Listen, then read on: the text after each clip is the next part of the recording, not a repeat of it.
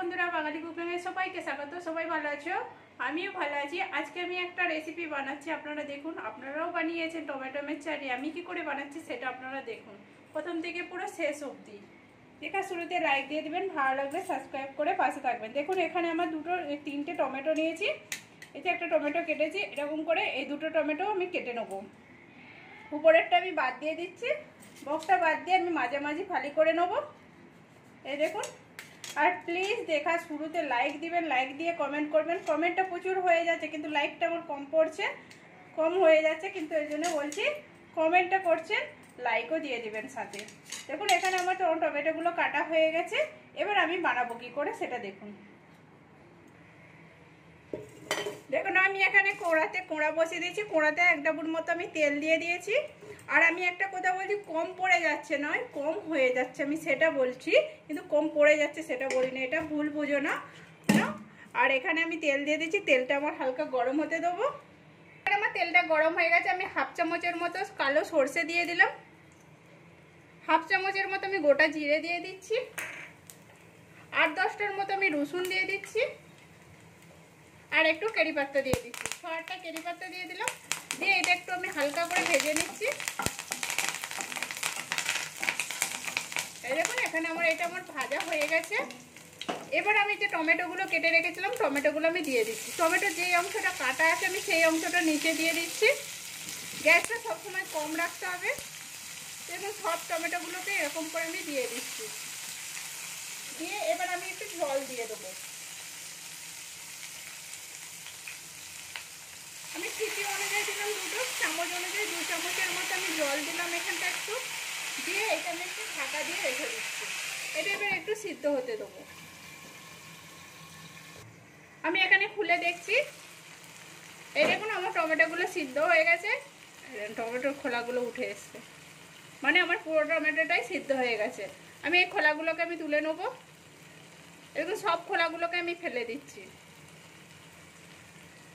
দেখুন আর কত সুন্দর নরম হয়ে সিদ্ধ হয়ে গেছে। এবার এইটাকে আমি পুরো একটা একে করে খুন্তি করে ম্যাশ করে যাবে। আমার এটা ম্যাশ করার আছে বলে আমি এটা ভালো করে ম্যাশ করে নিচ্ছি। রসুনটাকেও আমি পুরো ভালো করে ম্যাশ করে দেবো। দেখুন রসুনটাও আমার সিদ্ধ হয়ে গেছে। এই দেখুন রসুনটাও পুরো সিদ্ধ হয়ে গেছে। রসুনটাকেও ভালো করে ম্যাশ করে নিচ্ছি আমি। পুরো ভালো করে ম্যাশ করতে হবে এটাকে। এখানে এটা আমার ঠান্ডা হয়ে গেছে। আমি কিন্তু গ্যাস জ্বালিনি। এই দেখুন গ্যাসটা বন্ধ রয়েছে। তার উপরে আমি বসিয়ে এটার মধ্যে ম্যাশ করে নিয়েছি। এবার মশলা অ্যাড করছি এর মধ্যে। স্বাদ অনুযায়ী একটু নুন দিয়ে দিলাম। এখানে নুন দিয়ে দিচ্ছি 1/2 চামচের মতো নুন দিয়ে দিলাম একটু। কাশ্মীরি লঙ্কা গুঁড়ো দিয়ে দিলাম 1/2 চামচের মতো। কেন আমার এখানে কাঁচা লঙ্কা দেবো, ওই জন্য আমি দিলাম না। 1 চামচের মতো চাট মশলা দিয়ে দিলাম। এখানে ভাজা জিরে গুঁড়ো দেবো আমি 1/2 চামচের মতো। চিলি ফ্লেক্স দেবো আমি 1/2 চামচের মতো চিলি ফ্লেক্স দিলাম। দিয়ে এটাকে আমি ভালো করে ঘেটে নিচ্ছি এর সাথে। এই দেখুন মশলাটা আমার ভালো করে ঘাঁটা হয়ে গেছে, টমেটোটার সাথে ঘাঁটা হয়ে গেছে। এবার এর মধ্যে কিছু জিনিস আর অ্যাড করছি। এখানে পেঁয়াজ কুচিয়ে নিয়েছি, একটা পেঁয়াজকে ছোট ছোট করে কুচিয়ে নিয়েছি, পেঁয়াজ কুচি দিলাম। 2টো কাঁচা লঙ্কাকে ছোট ছোট করে কুচিয়েছি, কাঁচা লঙ্কা কুচি দিলাম। আধখানা আমি শসা নিয়েছি, শসাটাকেও আমি কুচিয়ে নিলাম, কুচিয়েছি, এটাও আমি দিয়ে দিলাম। সামান্য পরিমাণে আমি ধনেপাতা কুচি দিয়ে দিলাম। দিয়ে এটা আমি ভালো করে নেড়ে নিচ্ছি এর সাথে।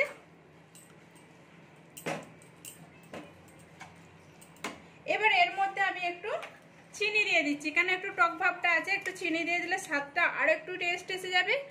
অল্প করে চিনি দিচ্ছি। এবার চিনিটা কেউ যদি না খেতে চান চিনিটা না দিলেও হবে, কিন্তু চিনিটা দিলে টেস্টটা আরো সুন্দর এসে যাবে। এই দেখুন এখানে দেওয়া হয়ে গেছে, কমপ্লিট হয়ে গেছে। এবার এর লাস্টে আমি পুরো লাস্টে সব কিছু মাখানোর পরে আমি একটু লেবু দিয়ে দিচ্ছি। অর্ধেকটা লেবুর রস দিয়ে দিলাম আমি। লেবুর রসটা দিয়ে ভালো করে আমি মাখিয়ে নিচ্ছি এর সাথে। এখানে আমার পুরো এটা আমার কমপ্লিট হয়ে গেল।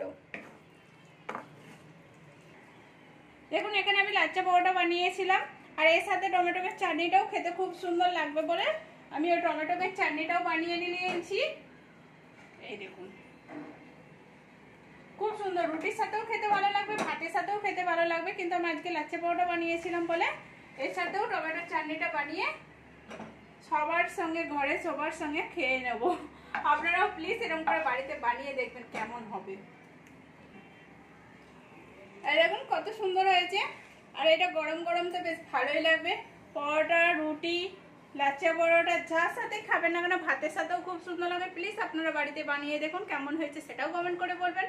ভালো লাগলে একটা লাইক করবেন, শেয়ার করে সাবস্ক্রাইব করে পাশে থাকবেন। কিছু ভুল হয়ে গেলে আমি ক্ষমা চেয়ে নিচ্ছি আপনাদের কাছে, আপনারা ক্ষমা করে দেবেন।